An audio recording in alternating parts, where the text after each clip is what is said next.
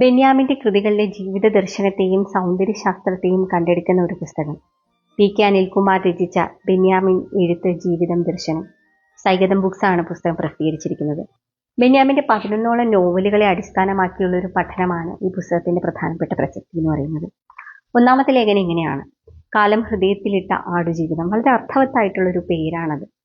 മലയാളിയുടെ വായനാ കാലത്തെ ചരിത്രത്തെ സ്വാധീനിച്ച ഒരു പുസ്തകമായിട്ട് ആടുജീവിതം മാറുന്നുണ്ട്.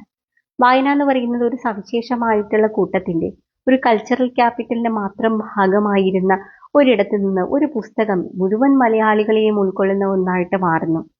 ആടുജീവിതം പുസ്തക രൂപത്തിലോ സിനിമയുടെ രൂപത്തിലോ കേട്ടിട്ടില്ലാത്ത അറിയാത്ത മലയാളികൾ ഇല്ല എന്നുള്ളത് തന്നെയാണ് അതിൻ്റെ ഒരു പ്രധാനപ്പെട്ട സവിശേഷത. രണ്ടാമത്തേത് മഞ്ഞവേൽ മരണങ്ങളുടെ വജ്രകാന്തി എന്നുള്ളതാണ്. 3 അഭിഷകിൻ പ്രണയകാലത്തിന്റെ വിശുദ്ധ സുവിശേഷം.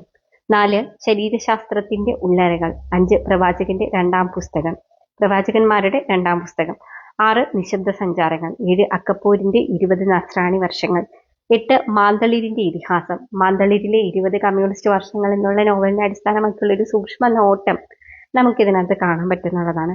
മുല്ലപ്പൂ നിറമുള്ള പകലുകൾ, അൽ അറേബ്യൻ, നോവൽ ഫാക്ടറി. ഈ നോവലും തമ്മിലുള്ള ഒരു ബന്ധത്തെയും അതിൻ്റെ ഒരു തുടർച്ചയും കണ്ടെടുക്കാനായിട്ട് പി.കെ. അനിൽകുമാർ ശ്രമിച്ചിട്ടുണ്ട്.